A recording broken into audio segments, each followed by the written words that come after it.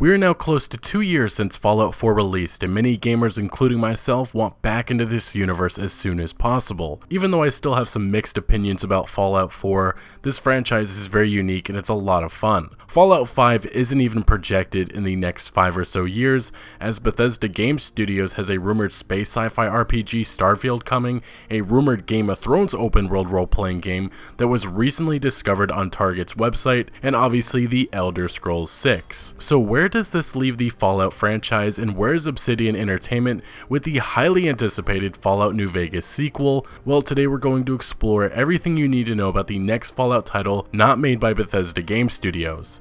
When Fallout 4 launched in 2015, it broke sales records in just 24 hours, reportedly selling 12 million copies and making over $750 million.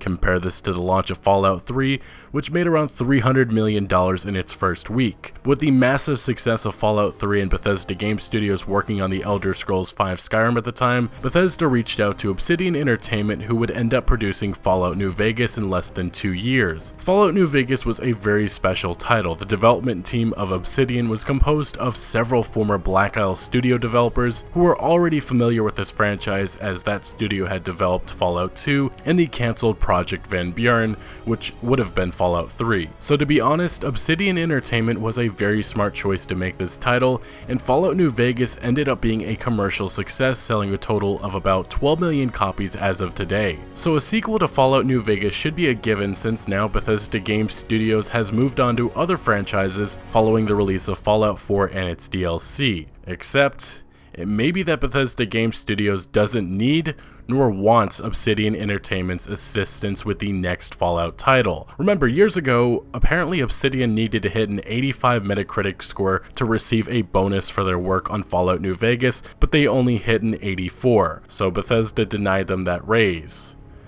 Yeah. Also, since 2010, Obsidian Entertainment has struggled to stay afloat, losing a lot of their team over the years. Fortunately, their support on Pillars of Eternity has helped keep them running. Still, Obsidian CEO was asked in 2012 would they be making a new Fallout game, and he responded with quote-unquote, "Oh, we'd love to do Fallout New Vegas 2, it would be awesome." He continues adding quote-unquote, "If I think going from Fallout 1 to Fallout 2, we try to associate the two areas somewhat closely. It wasn't just, oh, we're going to do this 2,000 miles from here. So I think if we're going to do Fallout New Vegas 2 or just a new Fallout, we would probably separate it from what the internal team at Bethesda's doing. We'd keep it on the West Coast, because we're West Coast people. They're East Coast people, so it makes sense, and we need an interesting confined area. So I mean, it could be LA, Fallout LA. That could be interesting. It'd probably be the Boneyard, which is from Fallout 1. It could be very different. It could be almost a Walking Dead meets Fallout-like thing because of all the radiation. So I'm not going to be diving too much into the Boneyard, as some of you may remember I discussed that about a year ago, but I do want to say I clearly think that Obsidian Entertainment believed that they were going to be permanently involved in this franchise moving forward. As Obsidian CEO said, they would be the West Coast guys, and the Boneyard would have made the most sense for Fallout New Vegas 2, as it already was featured in an earlier Fallout game. Fallout 1 to be exact, set in the year 2161, and being that Fallout New Vegas 2 would have been set over 100 years later, it would have been fascinating seeing and hearing all the changes to that city. Either way, at the same time, in 2012, it was said that Todd Howard, Bethesda Game Studios' current director and executive producer, thought it made an awful lot of sense for Obsidian to return and make a sequel to Fallout New Vegas.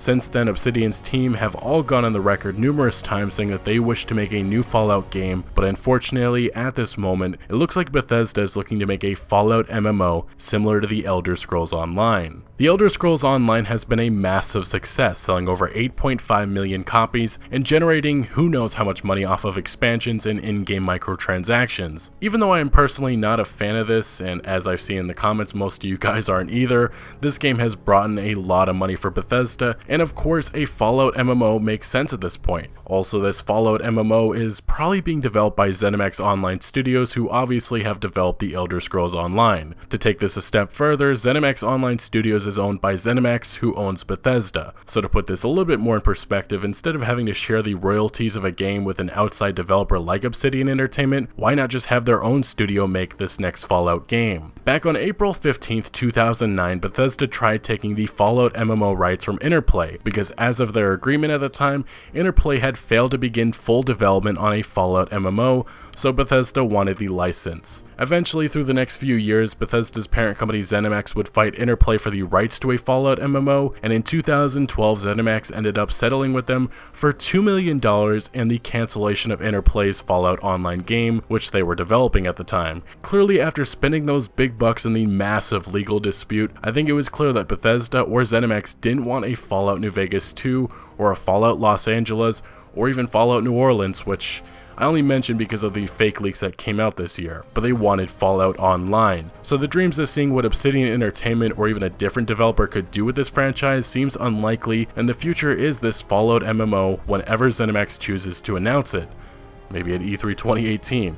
But as I say, with too many developers and publishers, it all comes down to money. Even though many gamers such as myself oppose a Fallout MMO, or even Elder Scrolls Online to be honest, it's going to happen because for the general audience that these companies target, all they will see is, hey, a Fallout game with multiplayer, I need to buy that. Remember, years ago there was outrage and anger about Elder Scrolls Online because many fans did not want that at the time. And now, well, the game has about 1 million players a month, and has brought in a ton of money that can stay within this company because it's not developed by an outside studio. All of us want Fallout New Vegas 2, but deep down, I think we all know what is coming next. Either way guys, what do you make of a Fallout New Vegas 2 or Fallout Online? Let me know what you guys think in the comment section below.